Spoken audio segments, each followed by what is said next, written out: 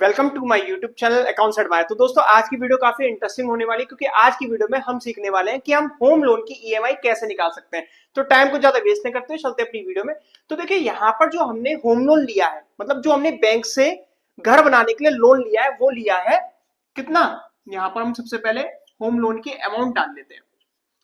तो जो हमारे होम लोन की अमाउंट है वो है 5 लाख रुपए। कितने हैं? 5 लाख रुपए।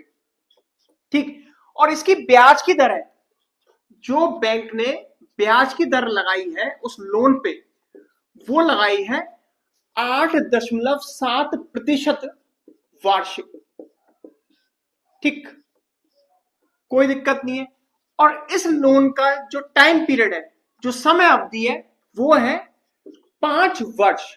मतलब ये जो लोन दिया गया है वो हमें 5 वर्षों के लिए दिया गया। ठीक है। तो आपको इसकी ईएमआई निकालनी है। अब आप ईएमआई कैसे निकालेंगे? तो यहां पर हमारे ईएमआई निकालने का फॉर्मूला होता है equated monthly instalment, principal multiply rate multiply 1 + r bracket close n number of months upon में bracket 1 + r bracket close n -1। ठीक। अच्छा, थोड़ा सॉल्व करते हैं। तो देखिए प्रिंसिपल की जगह हम रख लेते हैं 5 लाख रुपए, जो कि हमने उधार लिया बैंक से। ठीक है। Multiply are. अब रेट की जगह आपको क्या रखना है, यानी कि ब्याज की जो दर है 8.7। नहीं, यहां पर जो आप रेट रखने वाले हैं वो रखेंगे 8.7 अपॉन में डिवाइड करना है, मतलब इसका 100 से, और गुणा का लगाना है किससे? 12 से। ठीक। अब ऐसा ये क्यों हुआ? तो देखिए 8.7% है ना, तो जब हमने प्रतिशत का चिन्ह हटाया तो नीचे क्या लगा लिया? 100, और गुणा 12, यानी कि 8.7 के नीचे 12 इसलिए लगाया क्योंकि 8.7 है, यह है वार्षिक, लेकिन हमें निकालनी है महीने की, तो मैंने इसका 12 से भाग दिया। तो यहां पर ही हो जाता है 8.7/1200। इसको सॉल्व कर लेते हैं। तो यहां पर जब हम 8.7 का भाग लगाते हैं 1200 से, तो हमारा आंसर आ जाता है 0.00725। ठीक, ये आई है हमारी रेट।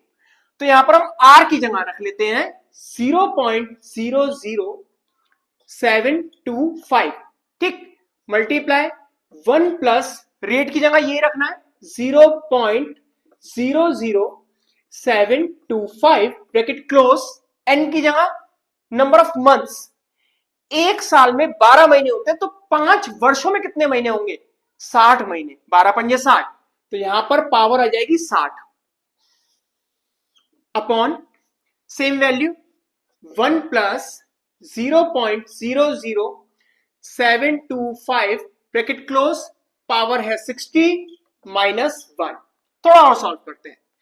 तो देखिए जब हम 5 लाख का गुणा करा लेते पहले 0.00725 से, तो यहां पर जब हम 5 लाख का इस वैल्यू से गुणा कराते हैं तो हमारा आंसर आ जाता है 3625, 3625 गुणा। इसको सॉल्व कर लेते हैं। तो ये हो जाएगा, ब्रैकेट में इसे सॉल्व रखना पड़ेगा, 1.00725 ब्रैकेट क्लोज, पावर है 60। ठीक, सेम डिजिट आ जाएगी 1.00725 ब्रैकेट क्लोज, पावर है 60 माइनस है 1। ठीक। अच्छा देखिए यहां पर आप समझिए थोड़ा सा, जब हम रख लेते हैं 2 की पावर 2, तो आप क्या करेंगे? 2 × 2, आंसर आ जाएगा 4। सही है। आपने 2 की पावर रख दी, 2 को हटा देते हैं, यहां पर हम रख लेते हैं 2 की power 6 multiply 2 multiply 2 multiply 2 multiply 2। ठीक, सॉल्व करते हैं इसको। 2 2 जा 4, 4 2 जा 8, 8 2 जा 16, 16 2 जा 16 2 जा 32, 32 2 जा 64। तो यहां पर ये हो जाएगा 64, यानी कि 64। मतलब यहां पर पावर 6 है, 8 है, 9 है, 10 है, तब तो आप इजीली सॉल्व कर लेंगे। लेकिन जब पावर आ जाएगी, वो भी पॉइंट में डिजिट, मतलब 60, ठीक है, 5 साल के लिए आ गई 60। अगर यहां पर जो हमने लोन ले रखा होता 10 सालों के लिए, 10 वर्षों यहां पर होता, 10 वर्षों का टाइम पीरियड होता, तो यहां पर जो पावर आती 60 की जगह कितनी हो जाती? 120। तब आप क्या करते? वो थोड़ा सा टफ हो जाता है। इससे पिछली वीडियो में जो मैंने इससे जस्ट पिछले वाली वीडियो बनाई है उसको भी आप देखना, इस वीडियो के डिस्क्रिप्शन बॉक्स में उस वीडियो का लिंक है, आप जरूर देखना। उसमें है कि हम बैंक लोन की इंटरेस्ट और ईएमआई हम कैसे निकालते हैं। तो वहां पर मैंने क्या बताया, आपको क्या करना होता है, आपने ये डिजिट लिखी, आप देखिए क्या लिखा आपने कैलकुलेटर पे 1.00725 मल्टीप्लाई 1.00725, 2 बार गुणा करा के हमारा आंसर क्या आया 1.0145525625625, 2 बार गुणा करा के आ गया हमारा आंसर।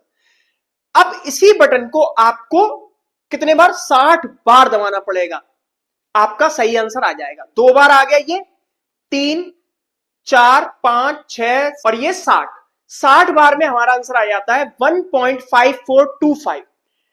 तो यहां पर जो हमारा आंसर आ रहा है 60 बार में क्या आ रहा है, इधर रखते हैं 3625 मल्टीप्लाई 60 बार में हमारा आंसर आया, इसको सॉल्व करके 1.5425। ठीक है, अब 60 बार आपने ये वाला बटन पुश किया तब आपका आंसर आया। अगर जो यहां पर आप एक भी बार मिस कर देते हैं इस बटन को दबाना, या गिनती में थोड़ा हेर फेर होता है, थोड़ा सा भी मिस होता है, तो वहां पर आपका ये आंसर गलत हो जाएगा। अगर मान लीजिए हमने 30 सालों के लिए लोन लिया तो क्या 360 बार दबाएंगे इसको, वहां पर ही मिस्टेक हो जाएगी। तो उस मिस्टेक से बचने के लिए यहां पर एक तरीका और है, आप क्या करेंगे, आप अपना मोबाइल का यूज करेंगे और उसमें आप ऐप खोलेंगे, कैलकुलेटर ऐप। ठीक है, जो मेन हमारा कैलकुलेटर ऐप होता है उसको आपने ओपन कर लिया, तो यहां पर एक साइंटिफिक कैलकुलेटर होता है, अब हर एंड्रॉइड फोन में आता है साइंटिफिक कैलकुलेटर, आप उसका यूज करेंगे। ठीक है, ये साइंटिफिक कैलकुलेटर निकल आएगा। अब आपको वो डिजिट दबानी है, यहां पर सबसे पहले बनाएंगे ब्रैकेट, फिर लेंगे 1.00725 ब्रैकेट क्लोज और ये पावर वाला बटन दबा देंगे। ठीक है, और यहां पर रख देंगे 60, तो यहां पर आपका आंसर आ जाएगा 1.5425। 1.5425 आपको क्या करना है, पहले ब्रैकेट बनाना है, ये पहले बनाएंगे आप ब्रैकेट, कैलकुलेटर में रखेंगे 1.00725 ब्रैकेट क्लोज करेंगे, और एक साइन होता है साइंटिफिक कैलकुलेटर में, कौन सा, ये वाला साइन, आप ये वाले साइन को पुश करेंगे, 60 डालेंगे वहां पर और इक्वल का साइन दबा देंगे, आपकी सही वैल्यू आ जाएगी। ठीक, अगर यहां पर 30 वर्षों के लिए लोन लिया गया होता तो यहां पर मैं 360 रखता, क्योंकि जब एक साल में 12 महीने हैं तो 30 वर्ष में 360 महीने होंगे, क्योंकि यहां पर 5 वर्ष था तो यहां पर हमने क्या रखा है, 60 रखा है।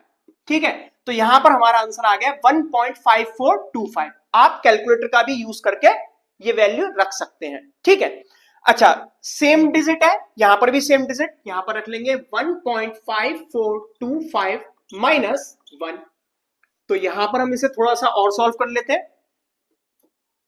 3625 गुणा 1.5425 डिवाइड 1.5425 में से आपको 1 को माइनस कर देना है, जब हम इसमें से एक घटाते हैं तो यहां पर हो जाता है 0.5425। अब आप देखिए पॉइंट के बाद यहां पर 4 नंबर है, पॉइंट के बाद यहां पर भी 4 नंबर है, इस पॉइंट से इस पॉइंट को हम कैंसिल कर देते हैं, तो यहां पर हमारा आंसर आ जाता है 3625 गुणा 15425, भाई दशमलव का चिन्ह तो हट चुका ना, तो ये हो जाएगा 15425 और बट्टे 5425।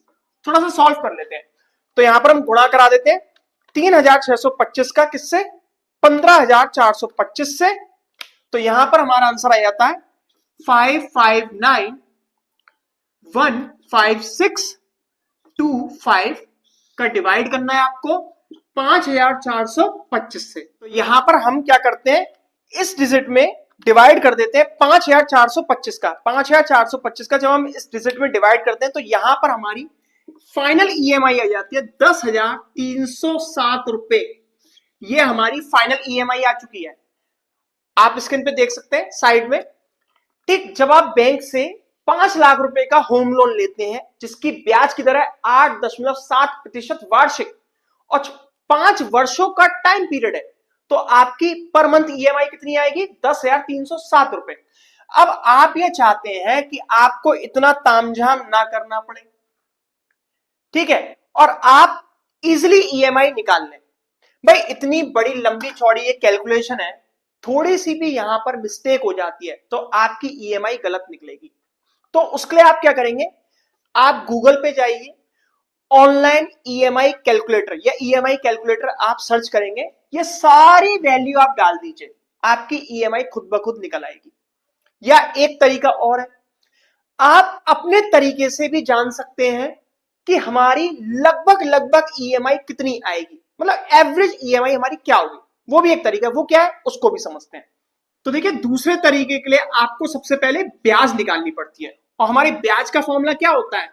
मूलधन गुणा दर गुणा समय बट्टे 100। मूलधन की जगह मूलधन रख लेते हैं 5 लाख रुपए, ठीक, गुणा दर है हमारी 8.7% वार्षिक है ना, और गुणा समय, अभी समय वाले कॉलम को हम छोड़ देते हैं, और बट्टे 100। ठीक, अच्छा समय में यहां पर क्या आएगा उसको समझते हैं। तो देखिए जब आप बैंक से लोन लेंगे आपको लोन प्रोवाइड हो जाएगा, आप अपने जरूरत का काम करेंगे लोन से, जो आपकी पहली किस्त आएगी, आपकी जो पहली किस्त कटेगी लोन के बाद, वो 1 से 1.5 महीने के बाद कटती है, लगभग 1 महीना तो लगना ही लगना है उसमें, 1 महीने के बाद कटेगी हमारी पहली किस्त। तो यहां पर हम एवरेज टाइम निकालेंगे, क्या निकालेंगे? Average time. कैसे निकालेंगे? पहली किस्त कटेगी हमारी 1 महीने के बाद, 1 प्लस, और लास्ट वाली किस्त कटेगी 60 महीने के बाद, लेकिन वहां पर जो टाइम पीरियड होगा वो 61 महीने होगा। 60 प्लस 1 61 क्यों? ऐसा इसलिए हुआ भाई 60 महीने तक आप पैसे का यूज करेंगे, लेकिन ये जब 1 महीने के बाद है तो वो होगी 61 महीने के बाद, यहां पर लास्ट वाली किस्त, ठीक है, आप 61 महीने तक यूज कर चुके होंगे उस पैसे का, तो लास्ट वाली के लिए हो गया 61। यहां पर पहले आप 1 महीने तक यूज कर लेंगे पैसे का तो 1 लिखा, और लास्ट वाली किस्त में आप 61 महीने तक पैसे का यूज कर लेंगे तब आप लास्ट वाली किस्त चुकाएंगे, ठीक है। तो यहां पर इसलिए मैंने लिख लिया 61 डिवाइडेड बाय 2, 61 और 1 62, 62 बट्टे 2 भाग लगा देते हैं, तो देखिए 2 से कट जाएगा, 2 से 1 बार, 2 3 6, 2 एकम 2, ये हो गया हमारा 31 महीने हो गए, 31 मंथ्स, ठीक है। अब आपको क्या करना है, यहां पर 31/12 लिखना है। 12 क्यों? क्योंकि महीनों में चल रहा है, तो नीचे मैंने डिवाइड में 12 लिख लिया। इसको सॉल्व कर लेते हैं, तो इस दशमलव के चिन्ह को हटाते हैं, 1 0 बढ़ा लेते हैं, क्योंकि दशमलव के बाद एक नंबर है इसलिए मैंने 1 0 बढ़ा लिया। 3 0 से 3 0 को काट देते हैं, तो यहां पर हमारी वैल्यू आ जाती है 500 गुणा 87 गुणा 31/12।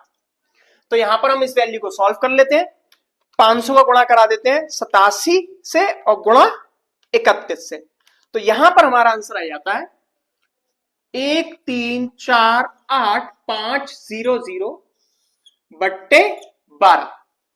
12 से भाग लगा देते हैं इस डिजिट में, तो यहां पर हमारा आंसर आ जाता है 1,12,375 रुपए। ये ब्याज आई है, क्या आई है? ये ब्याज आई है, ठीक, ये आ गई ब्याज। आगे चलते हैं, अब हम इस ब्याज का यानी कि इस राशि का हम मिश्रधन निकाल लेते हैं। अच्छा, मिश्रधन किसे कहा जाता है? मिश्रधन उस राशि को कहा जाता है जिसमें ब्याज और मूलधन की राशि जुड़ी हुई होती है। तो मिश्रधन का हमारा फॉर्मूला होता है मूलधन प्लस ब्याज, ठीक। अच्छा, मूलधन कितना है? हमने बैंक से लोन लिया था 5 लाख रुपए, यहां पर लिख लेंगे 5 लाख रुपए, सही है। ब्याज निकाली हमने 1,12,375 रुपए, 1,12,375 रुपए जोड़ देते हैं, तो यहां पर हमारा आंसर आ जाता है 6,62,900 12,375 रुपए। ये आ गया हमारा मिश्रण, मतलब कि इतना पैसा हमको लौटाना पड़ेगा बैंक को। 5 लाख की जगह कितना लौटाना है? 6,12,375 रुपए। इसी की हम ईएमआई बना लेते हैं। ईएमआई कैसे बनाएंगे समझते हैं। तो इसकी जब हम ईएमआई बनाएंगे, कितने महीने का टाइम पीरियड है? 5 वर्ष। एक वर्ष में 12 महीने, 5 वर्षों में 60 महीने। तो हम क्या करेंगे, 6,12,375 का भाग लगा देंगे किससे? 60 से। तो चेक करते हैं हमारी ईएमआई कितनी है। 6,12,375 का जब हम भाग लगाते हैं 60 से, तो यहां पर हमारा आंसर आ जाता है 10,206 रुपए 25 पैसे। ठीक है, 10,206.25। तो इसको हम और यानी कि या करके लिख देते हैं 10,206, क्योंकि दशमलव के बाद क्या है? 25। भाई ये 50 पैसे से छोटी अमाउंट है ना, 25 पैसे 50 पैसे से बड़ी अमाउंट नहीं है। तो ये हो जाएगा 10,206 ही मानेंगे। तो ये आई है हमारी एवरेज ईएमआई 10,206। जबकि हमारी एक्चुअल ईएमआई क्या थी? 10,307 रुपए। ये एक्चुअल ईएमआई है, ये हमने लमसम ईएमआई निकाली है। ठीक है, कितना अंतर आ रहा है चेक करते हैं। तो यहां पर जो हमारा डिफरेंस हो जाता है इस एवरेज वाले तरीके से 101 रुपए का डिफरेंस आ गया। 101 रुपए का हर किस्त पे।